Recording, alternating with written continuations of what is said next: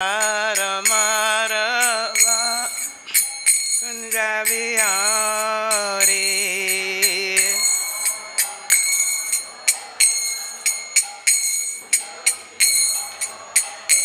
Jaya Ramarava Kunjabihari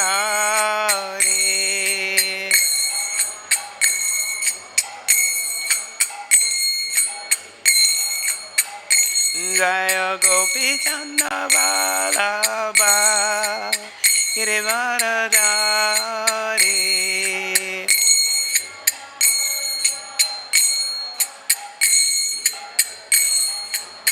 Yashodanandana Vajajana Ranjana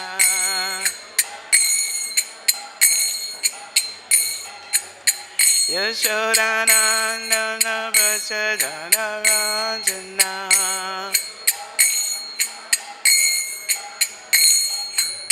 Yamunatira Vanachari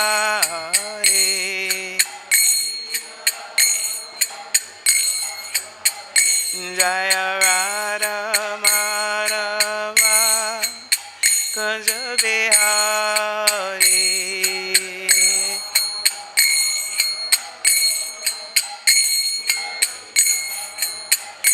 Jaya Gopichandabhalabha Girivaradhari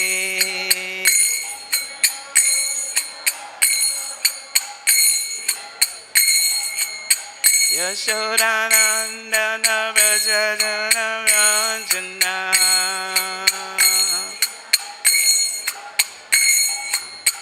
Yashodanandana Vajajana Ranjana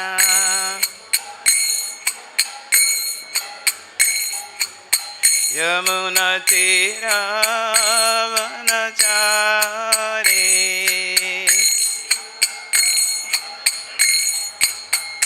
Jaya Radha Madhava Kunjabihari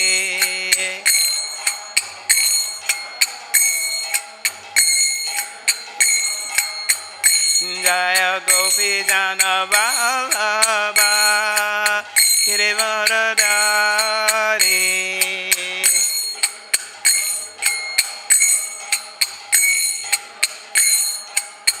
Yashodanandana Vajajana Ranjana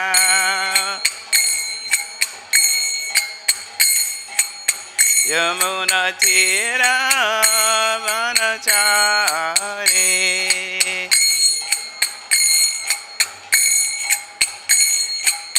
Hare Krishna, Hare Krishna, Krishna Krishna, Hare Hare, Hare Rama, Hare Rama, Rama Rama, Hare Hare, Hare Krishna, Krishna Krishna, Hare Hare, Hare Rama, Hare Rama, Rama Rama.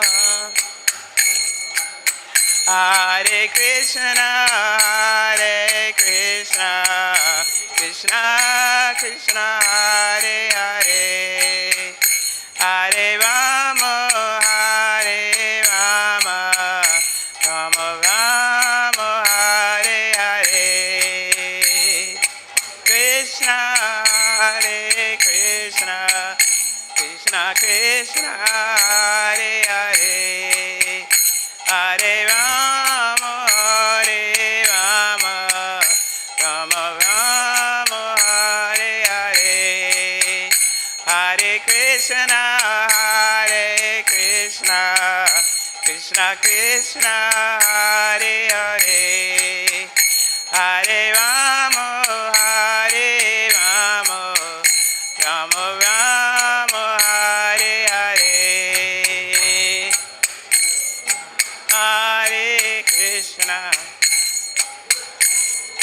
Hare Hare, Rama Hare Rama, Rama Rama, Hare Krishna, Hare Krishna, Krishna Krishna, Hare Hare, Hare Rama, Hare Rama, Rama Rama, Hare Hare.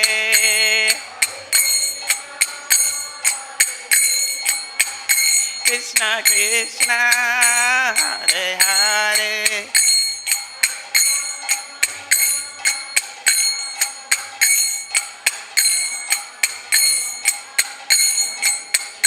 Jaya Prabhupada, Prabhupada, Prabhupada, Srila Prabhupada.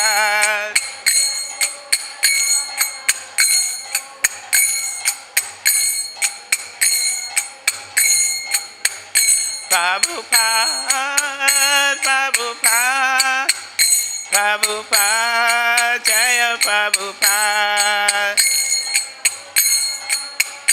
Prabhupada, Prabhupada, Jaya Prabhupada. Sam Vishnupada, Paramahamsa, Asatata Sri Srimad, His Divine Grace, A.C. Bhaktivedanta Srila Prabhupada Ki Jai. ISKCON BBT Founder Acharya Srila Prabhupada Ki Jai. Sam Vishnupada, Paramahamsa, Pavakacharya, Satashata Sri Srimad, Bhaktisiddhanta Saraswati Goswami Maharaj Srila Prabhupada Ki Jai. Ananta Koti Vaishnavinda Ki Jai, Namacharya Srila Haridas Thakur Ki Jai, Prem Se Kaho, Shri Krishna Chaitanya Prabhu Nityananda, Shri Advaita Gadadhara, Shri Vasadi Gaura Bhaktavinda Ki Jai, Shri Shri Radha Krishna Gopa Gopinath, Shama Kun Radha Kun Giri Govardhan Ki Jai, Shri Mayapur Dham Ki Jai, Shri Vrindavan Dham Ki Jai, Ganga Maya Ki Jai, Yamuna Maya Ki Jai, Tulsi Devi Ki Jai, Bhakti Devi Ki Jai, Shri Harinam Sankirtan Ki Jai, Sama Veta Bhaktavinda Ki Jai, Guru Premanande Hari Hari Bol. All glories to the assembled devotees. All glories to the assembled devotees. All glories to the assembled devotees. All glories to the lotus feet of Sri Sri Guru and Gauranga. All glories to Srila Prabhupada. So we're reading from the Bhagavad Gita as it is by Srila Prabhupada, His Divine Grace Srila Prabhupada. You have to excuse me, I have allergies, so I'm sneezing, and other things. So excuse me, please.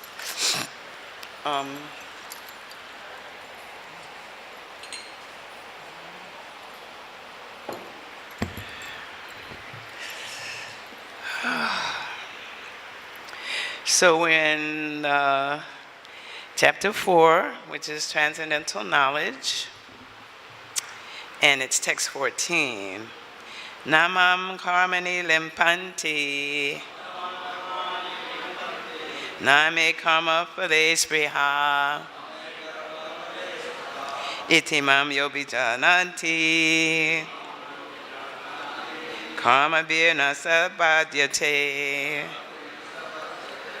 Namam karmani limpanti, name karma-phale spṛhā, iti mam yo bhijānāti, karmabhir nasa badhyate. Namam karmani limpanti, name karma-phale spṛhā, iti mam yo bhijānāti, karmabhir nasa badhyate. Devotees, Namam karmani limpanti, spṛhā.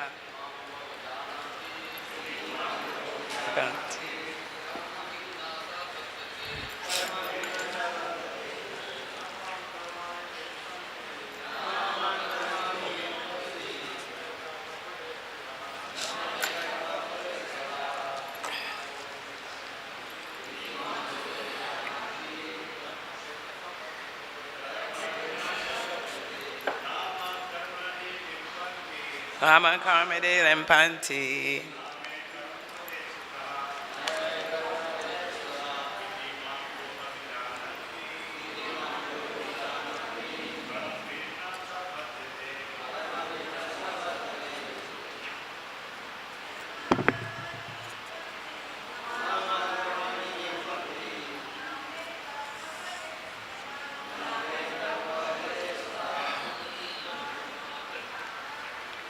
iti mamyo bhijānāti. Karmabhir nasabha. Namam karmini limpanti. Name karma-phale spṛhā. Iti mamyo bhijānāti. Karmabhir. Word for word. Na, never. Mam, me. Karmāṇi, all kinds of work. Limpanti, do affect. Na, nor. Me, my. Karma-phale, in fruitive action. Spṛhā, aspiration. Iti, thus. Mam, me. Yaha, one who. Abhijānāti, does know. Karmabhiḥ, by the reaction of such work. Na, never. Saha, he. Badhyate, becomes entangled.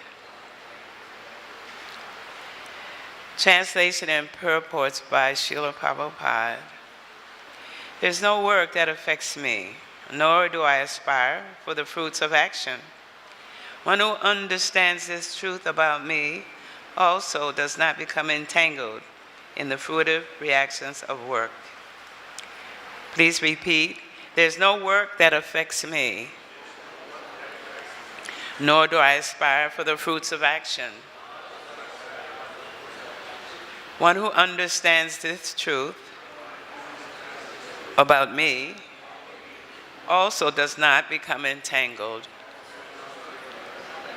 in the fruitive reactions of work. Purport.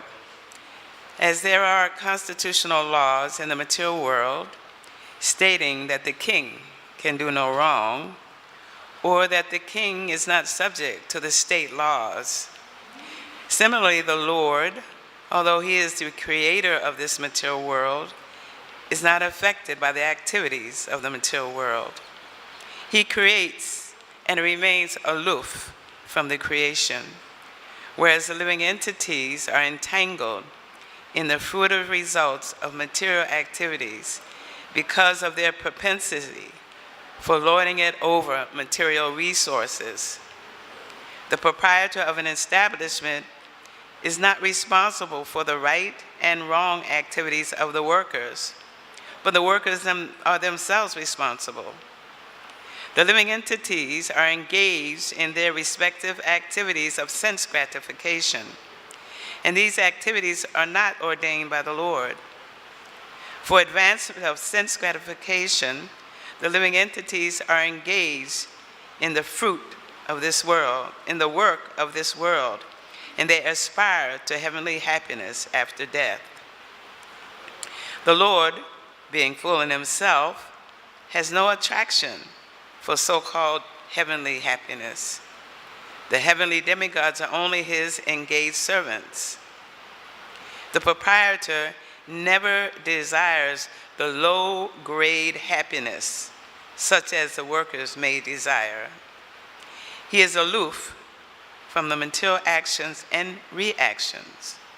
For example, the rains are not responsible for different types of vegetation that appear on the earth, although without such rains, there's no possibility of vegetative growth. Vedic smṛti confirms this fact as follows: Nimitta matram evasau shigyanam saga karmāṇi pradana karani bhuta yato vaishvija saktayaha. In the material creations, the Lord is only the supreme cause. The immediate cause is material nature, by which the cosmic manifestation is made visible. The created beings are of many varieties, such as the demigods, human beings, and lower animals, and all of them are subject to the reactions of their past good or bad activities. The Lord only gives them the proper facilities for such activities and the regulations of the modes of nature, but He's never responsible for their past and present activities. In the Vedanta Sutra 2.134, it is confirmed, Vaisamya nirgyanye na sapeksatvat. The Lord is never partial to any living entity. The living entity is responsible for his own acts. The Lord only gives him facilities through the agency of material nature, the external energy. Anyone who is fully conversant with all the intricacies of this law of karma or fruitive activities does not become affected by the results of his activities. In other words, the person who understands this transcendental nature of the Lord is an experienced man in Krishna consciousness, and thus he's never subjected to the laws of karma. One who does not know the transcendental nature of the Lord and who thinks that the activities of the Lord are aimed at fruitive results, as are the activities of the ordinary living entities, certainly becomes entangled himself in fruitive reactions. But one who knows the supreme truth is a liberated soul fixed in Krishna consciousness. Om Gana Tamarandasha Gana Gana Salakaya Taksumalitam Yena Tasmai Shri Gurave Namaha Shri Chaitanya Manobishtam Stapitam Yena Bhutale Swayam Rupa Karamayam Dadati Swaparantikam Vandeham Shri Guru Shri Uttaparakamalam Shri Gurum Vaisnavamscha Shri Rupa Sagaratam Sahagana Ragunatam Vitam Tam Sajivam Sabadvaitam Sabadutam Parijana Sahitam Krishna Chaitanya Devam Shri Radha Krishna Paran Sahagana Lalita Shri Vishakam Vitamscha E Krishna Karuna Sindhu Dina Bandhu Jagapate Gopesha Gopika Kanta Radha Kanta Namostute Tapta Kanchana Gorangi Radhi Vindavaneshwari Vishabhano Sutta Devi Pranamami Hari Priye Vanta Kalpyas Terubias Cha Kripa Sindhu Be'eva Cha Patita Nam Pavanebhyo Vaishnavyo Namo Namaha Shri Krishna Chaitanya Prabhu Nityananda Shri Advaita Gadadhara Shri Vasari Gaura Bhaktavinda Hare Krishna Krishna Krishna Hare Hare Hare Rama Rama Rama Hare Hare. Say it loud like you mean it, like you want to reach Krishna. Hare Krishna Krishna Krishna Hare Hare Hare Rama Rama Rama Hare Hare Hare Krishna Krishna Krishna Hare Hare Hare Rama Rama Hare Hare. If we don't want to reach Krishna, then why are we doing all this? Because we want to reach Krishna.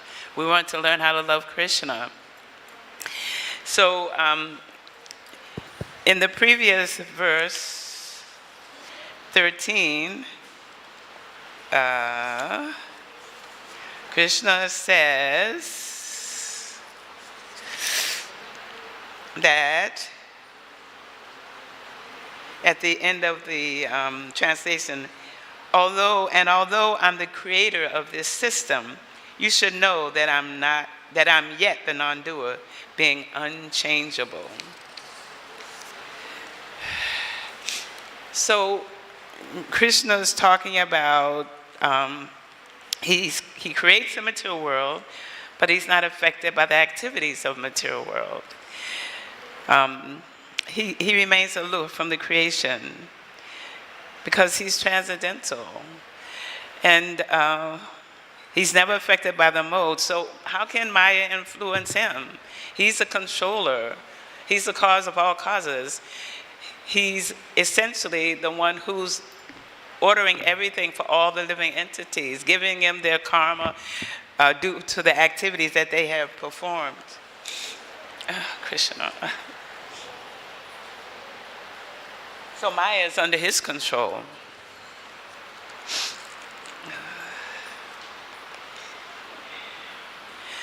So Krishna, when he comes down, he doesn't become contaminated by interacting with any of this material energy. How is that possible? No. He comes with that yada, yada, what's the verse? Right. He comes because he wants to reestablish the religious principles, because nobody's following, and it gets lost over time. So, and also he comes, for his devotees, to enliven his devotees, to make them enthused, to want to know more about him. So his activities, they're all transcendental.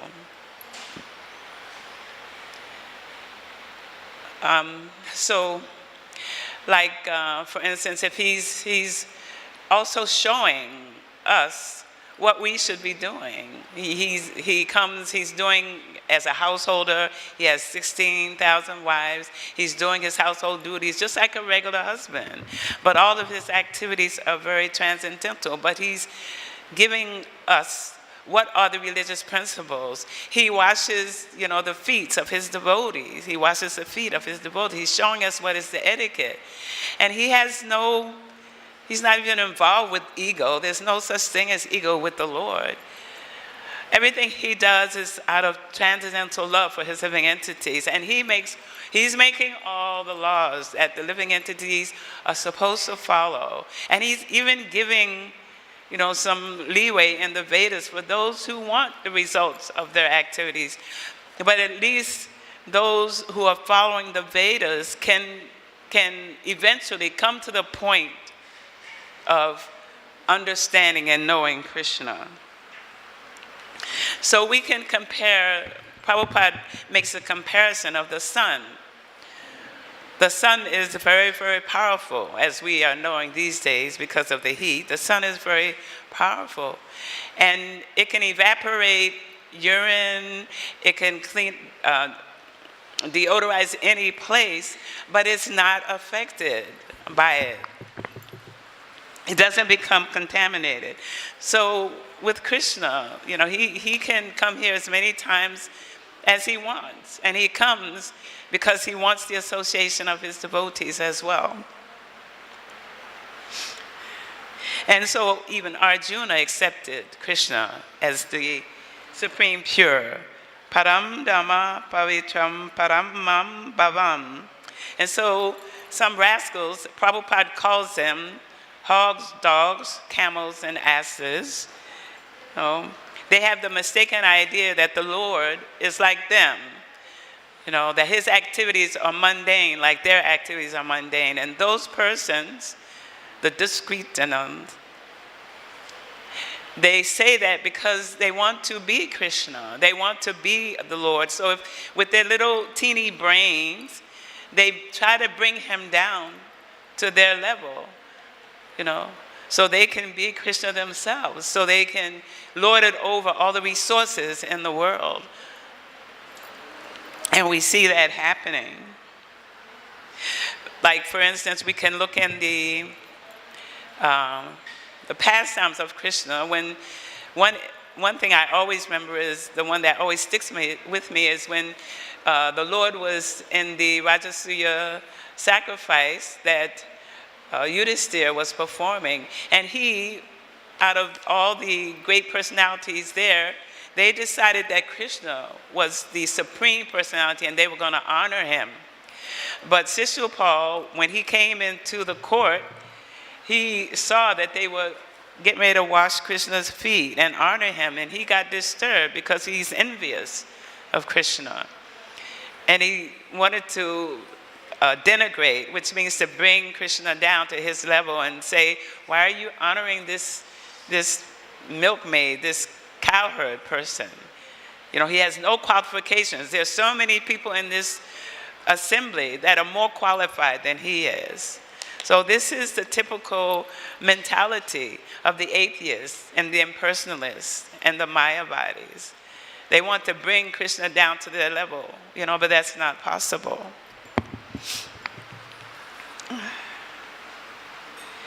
I want to read from the introduction of the Bhagavad Gita. There's a paragraph I'd like to read from. If I can find it.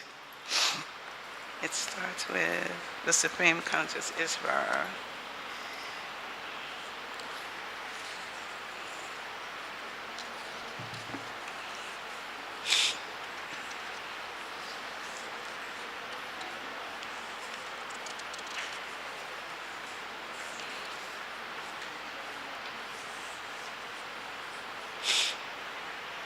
Here it is. The Supreme Conscious Ishvara is similar to living entity in this way. Both the consciousness of the Lord and that of the living entity are transcendental. It is not that consciousness is generated by the association of matter. That is a mistaken idea. The theory that consciousness develops under certain circumstances of material combination is not accepted in the Bhagavad Gita. Consciousness may be pervertedly reflected by the covering of material circumstances.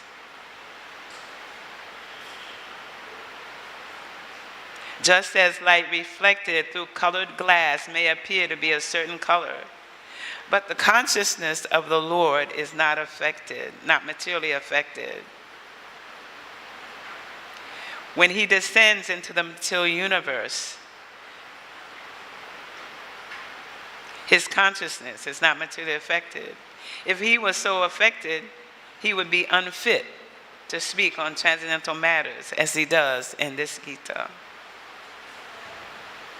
And one cannot say anything about the transcendental world without being free from materially contaminated consciousness. So the Lord is not materially contaminated. Our consciousness at the present moment, however, is materially contaminated. So further down in the purport we're reading, Prabhupada is saying that the living entities are entangled due to their material activities and they desire to lord it over. But he's saying that the living entities, they're responsible for their right and wrong activities. We can sometimes hear people say, oh, why is there so much suffering in this world? Why is God doing this? Why is God doing that? They want to blame it on God, and they're in the mode of ignorance. They don't know about the process of karma and the activities. That's why the devotees are out trying to distribute books, try to awaken the sleeping jivas, you know. So they want to blame God for their misfortune or something that happens to them that they don't like or they think is unfair. But the Lord's never unfair. He gives the living entity what he wants. This is what we wanted. That's why we have these bodies. We came down here because we wanted to enjoy.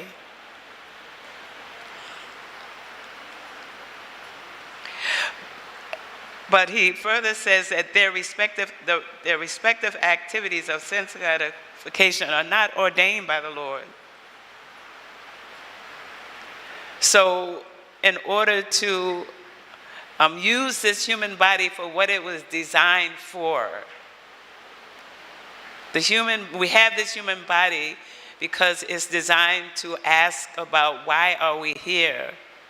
You know, what are we supposed to be doing? We can use our intelligence. The animals are excused because they can't ask the intelligent questions. They just use their senses to defend, to mate, you know, like that.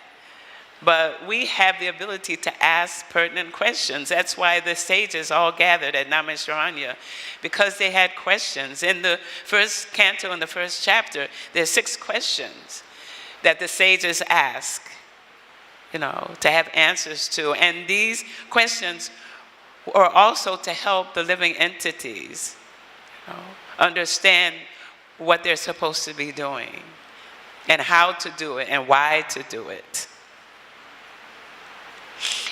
And so these living entities who want to enjoy, they have aspirations for heavenly happiness. We see that not everybody who comes to the temple wants to see Krishna. What they want is to ask Krishna, can you give me this? Can you give me that? It's better than not coming to the temple. But still they want something from the Lord. They don't want, they want like their daughter to be nicely married. They want a new house, They have aspirations. And they think also that this is pious activities. But we know that whether you do good or bad, you still have to suffer the reactions of your activities. But Prabhupada also says that the Lord has no attraction for such happiness. Why would he? It's so, we use the word paltry. Paltry means it's so insignificant, it's so small. The only time we are happy is the amount of time between each problem. When we don't have a problem, we're happy. But when we have a problem, we're unhappy. And we know there's always problems, so many problems. That's why it's stated in the scriptures that we have to be equipoised. Do not be attached to happiness or unhappiness.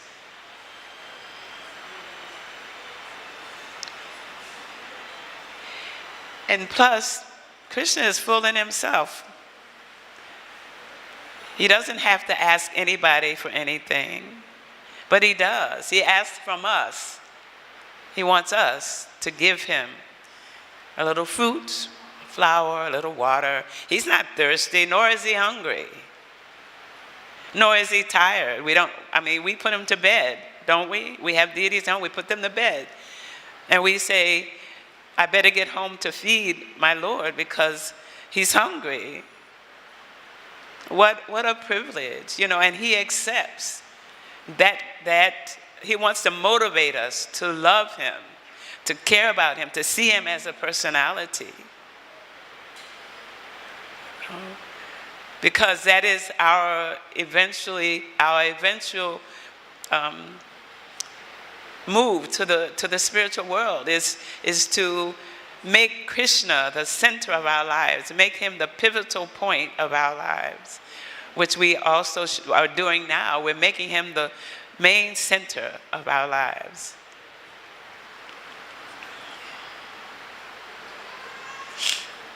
And then further it says that the demigods are his engaged servants. This has been talked about in the previous classes about the position. The classes lately, I don't know if everyone's been going, but every day, the Srimad Bhagavatam class, the Gita, all the classes have been very, very deep. About Krishna's flute, and about the gopis and how they feel about the flute. It's so nectarian to hear all of these pastimes, and to understand this process of knowing Krishna is not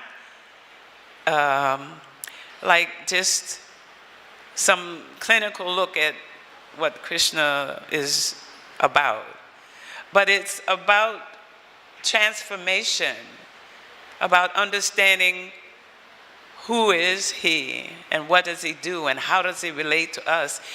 And that understanding of the pastimes and his love is supposed to transform our hearts. So also we can desire to go back home, to get out of these material bodies that are a problem. And the older you get, the more of a problem it becomes. It's not that even that there are not young people who have problems with their body. The material body is a mess, and the only thing it's useful for is to serve the Lord. Other than that, there's no use for it. If you think about all the things that the body does, it's no use. The only reason that makes it worthwhile is to serve Krishna. Is to give our whole mind, body, and words to Krishna. Just like Ambarish Maharaj did. The legs for walking to the temple, the hands for doing garlands, the nose for smelling the garlands that come off of the Lord.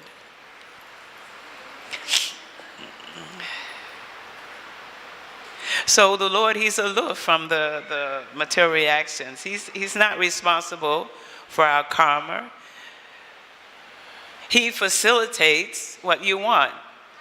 Whatever your desires were or are in this life is exactly what you're going to get in the next life, because Krishna is going to fulfill it for you. He's going to give you what you want. Although he wants us all to come home to him.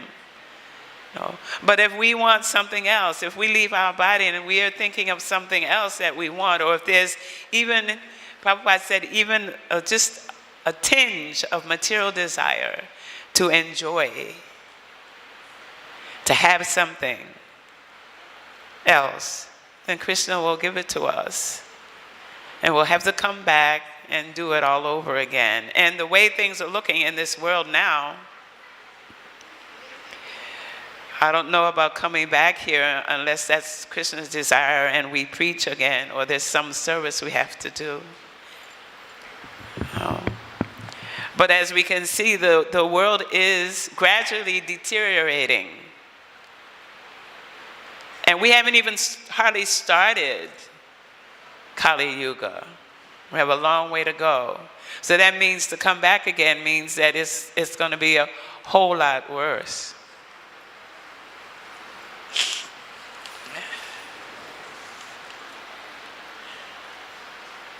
So all the varieties of living entities are all subject to the reactions of their good and bad activities. And then further down in the Purport, it's also said that the Lord is never partial to any living entity. And that discussion always comes up, that the Lord is partial, but the Lord's not partial. We know, Samoham sarvabhuteshu name dveshasti na priyaha. I envy no one, nor am I partial to anyone. I'm equal to all. But we know to the extent that we approach Krishna, he reciprocates, and we all have had experience of Krishna's reciprocation. He's so kind. It is said that we take one step towards Krishna, he will take 10 towards us. So he's not partial. He loves all his living entities. He's providing all the necessities for all the living entities in this material creation, because he loves his parts and parcels. But those who don't want to follow his laws, who want to go their own way, he gives them that facility. Okay, you can do. It's like mothers, you know that if you keep trying to tell your child not to do this, no, this isn't good for you, don't do that.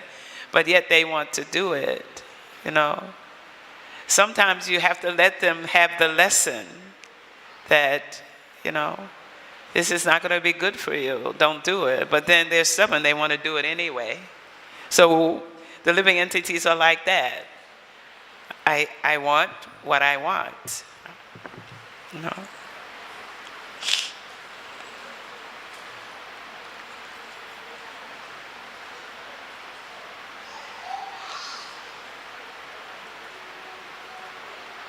So Krishna reciprocates with our desire to know him. As all surrender unto me, I reward them accordingly.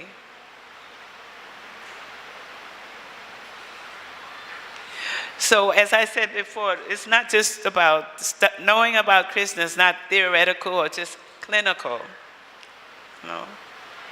It just stays in the head, but it has to come to the heart. That's why we're trying to chant nicely and try to chant inoffensively, so we can clean the dust off our heart. This is what Lord Chaitanya gave us, the holy name, so we can start transforming and cleaning the dust of our hearts and opening it up to the love that Krishna is trying to give us, and understand that he knows what's best for us. So when we come in here, when we offer service, then it's helping us to come closer. We can come to the point of actually loving Krishna.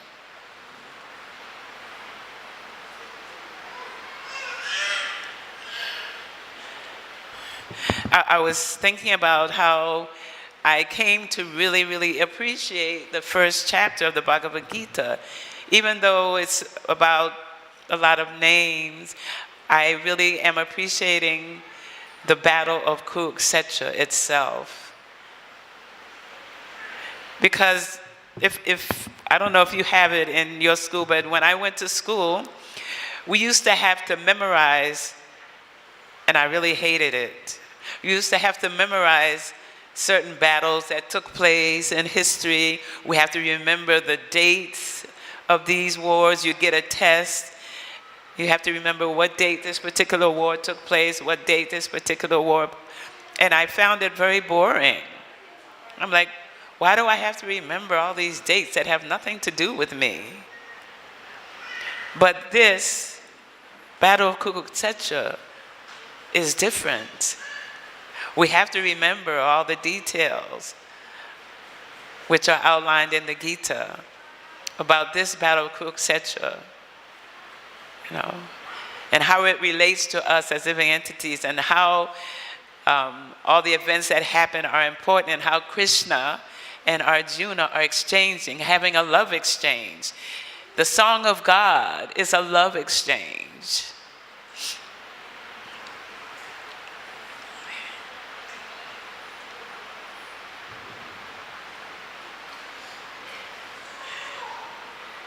So, as I was saying, Krishna loves all his parts and parts and parcels. So he's giving them facility. Okay, you can do, but I'm here. I'm here when you decide you want to change your view. Actually, we know about the two birds that are sitting in our heart, that are sitting there. Krishna is there and we're there, the soul, the jiva soul. And Krishna's just waiting for us. We're thinking we're picking the fruits off the tree and we're thinking we're enjoying. And Krishna's just waiting for us to turn around and look at him, actually.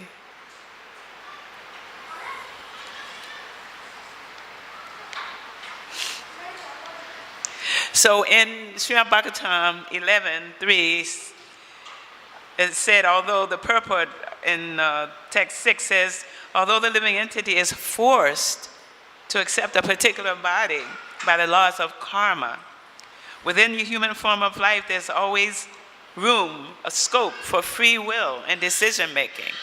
So Krishna gives us the free will, because who wants love that is forced? You can't force anybody to love you. Either they do or they don't. There's no way to force love. So he gives you free will. You can make your own choice. So just like we made our choice to come to the Mongol Arctic, we make our choice to come to the class, we make our choice to come to the Gita. Why? Because we want to hear about Krishna. We want to hear about him. We want to know about Krishna. We want to nurture that little seed that's growing in our heart, that's coming through our chanting to try to reach the lotus feet of the Lord. So the Lord, he can't be considered unjust for holding the living entities responsible for their present activities and their present mess. Whatever mess they're in, they created.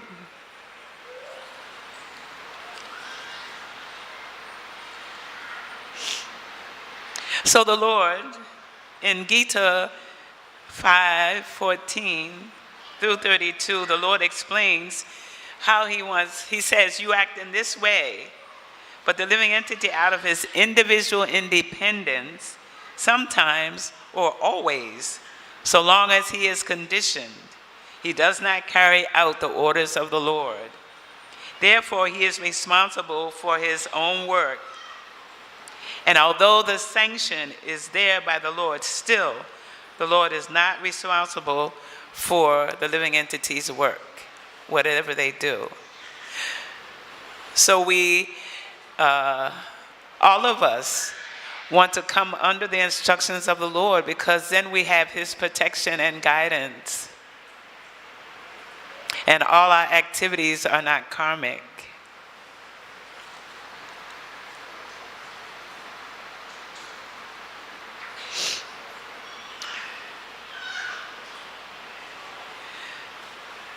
Also in the Purport it says, one who does not know the transcendental nature of the Lord and who thinks that the activities of the Lord are aimed at fruitive activities, as are the activities of the living entities, certainly becomes entangled himself in fruitive reactions. So one aspect I was looking at is Arjuna. When Arjuna was deciding what he wanted to do, he wanted to retire to the forest.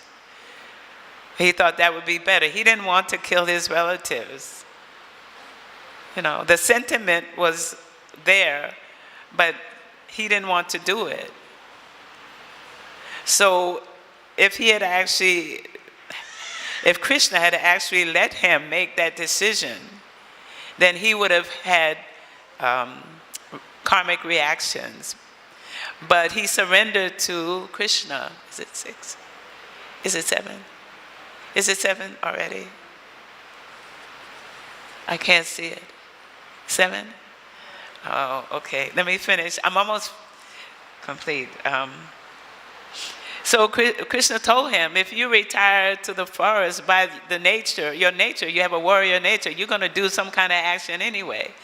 Which means, he's going to get sinful reactions. So he surrendered to Krishna, and he became Krishna's instrument. And he killed all the ones that Krishna wanted to leave this world. But he had no reaction because he was following the directions of Krishna. So he just told him, just become an instrument for my plans. Then you will be free from sinful reactions. So we who are practicing strong sadhana, so we can become totally surrendered instruments of Krishna's desires. And as much as we do so, we're in the liberated stage. And already liberated means reaching the highest perfection of devotional service in Krishna consciousness.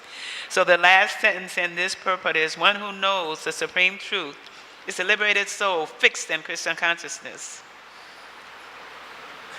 And from the nectar devotion, one who acts to serve Krishna with his body, mind, intelligence, and words is a liberated person, even within this material world. So I'll end here.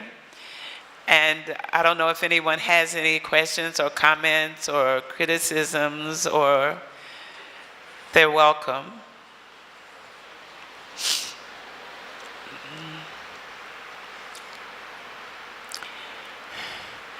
So I thank you all very much for your kind attention. Hare Krishna.